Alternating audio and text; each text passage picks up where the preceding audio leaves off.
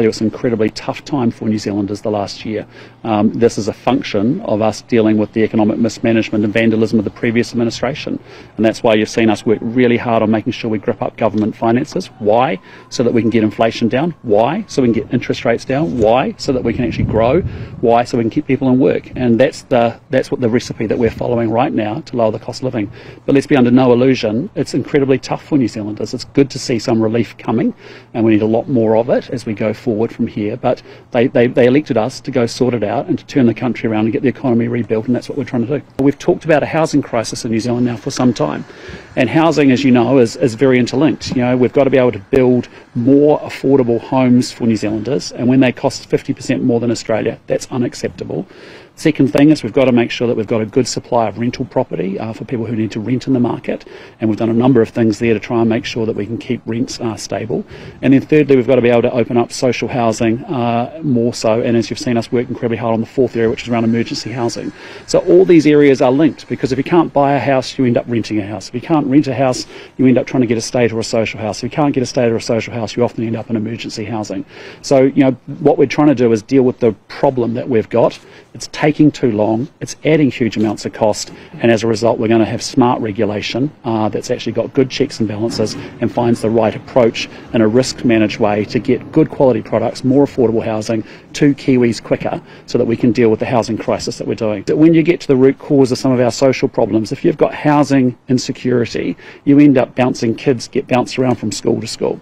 If you think about some of the social challenges that we've got, a lot of it comes back to the cornerstone of being able to secure good affordable housing in any of those parts of the market. When it's taking 19 months to build a pretty straightforward family home in New Zealand, that time has blown out tremendously, and a lot of that is actually just inefficiency in the system.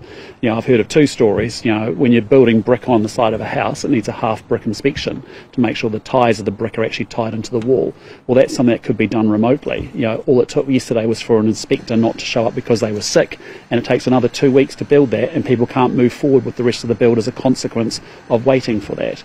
This property, as Chris highlighted, has actually, I thought it was going to be 13 inspections. It turns out it's 15 inspections, and yet actually it could have had one at pre-start and one at completion to make sure the council had all the information that it needed to have about the load on its infrastructure. We've doubled the amount of resource consenting, we've doubled the cost around resource consenting, and our houses cost 50% more to build than in Australia. And that's why the work that you've seen Chris do with respect to certifying overseas building products, what we're announcing here today, is us tackling the root cause of the problem, which is it should be cheaper, more affordable for New Zealanders to get into houses in a much faster way.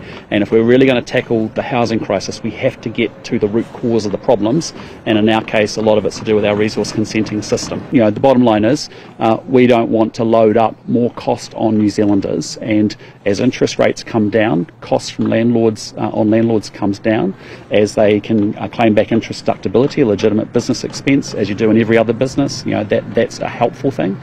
Getting clear on the bright line test so that people are encouraged to keep their properties in the market and make them available. You know, those things all matter, because that's what creates the settings to ensure that people have access to a supply of rental properties. We have a supply problem in New Zealand. We have a supply of new houses not being built fast enough. We have a supply problem around rental, not enough rental houses in the market. We have a supply problem around state and social housing, not enough of them being in the market as well. So, you know, that's what these initiatives are all designed to do, because actually an initiative like this today has a real flow-through effect into not just the home ownership market, but into the rental market, and ultimately into the social and state housing market as well.